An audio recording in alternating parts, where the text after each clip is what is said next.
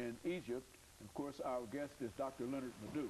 Now, Dr. LMadu4, we left with you giving us an overview in terms of some of the Egyptian administrators. But let's pick up where you wish to start for this second segment. Yeah, like I said, you know, when NASA and its Revolutionary Council, you know, overthrew King Farouk in 1952, you know, power was handed over to General Negib because the younger officers were not known in Egyptian society.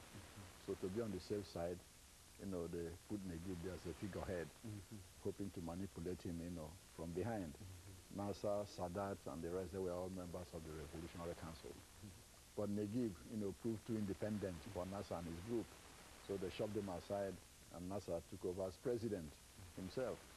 You know, when he died, you know, later in '71, Sadat took over. You know, Sadat was vice president at that time. Sadat took over as president. You know, when Sadat was assassinated in 1981, Mubarak became president himself. And one funny thing is that for 30 years, Mubarak didn't have any vice president. He refused to because he didn't want anybody to think they want to take over from him. Yeah, it was just on 28th of almost 30 years he operated without a vice president. That's correct. Was there any idea as to who might succeed him if something happened to him? Well, that's where we're coming to now. He actually wanted his son to succeed him. That's part of the anger of the Egyptians. He wanted to put his son in there, Gamal Mubarak. They already started grooming him. He already was appointed head of the, you know, part of the political organization, the National Democratic Party. So he didn't have any vice president because of it, so he wanted to make sure that place is open. It was only on the 28th, 29th of January that he appointed Omar Suleiman, who is the chief of the secret police, you know, as vice president, and started trying to hand over power to him. Okay, so this is exactly, you know, how, you know, the power structure has been since NASA. One significant thing is that everybody who has ruled Egypt since 1952 has been a military man.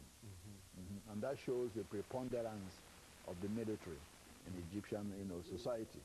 Now, when Mubarak stepped down a week ago, he handed over to the Supreme Military Council, headed by Field Marshal Mohammed Hussein Tantawi, who is the Minister of Defense. That's the group that's ruling the country now. Now, what is the effect, you know, of the Egyptian revolution on other Arab countries? Yemen, you know, there has been demonstrations in Yemen calling on President Abdullah Saleh to step down. Saleh has been in power since 1978. He's been in power for 32 years. Yeah, and the people are calling on him now to step down. But he has said he's going to step down when his term expires in 2013. The people say, no, you have to step down now.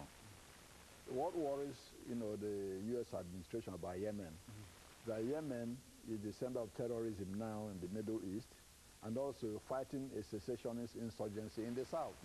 There were two Yemens before. It was only in 1990 that they made to become one country. The South Yemen is again trying to succeed. So you have that problem too, combined with terrorism and combined with the current demonstrations.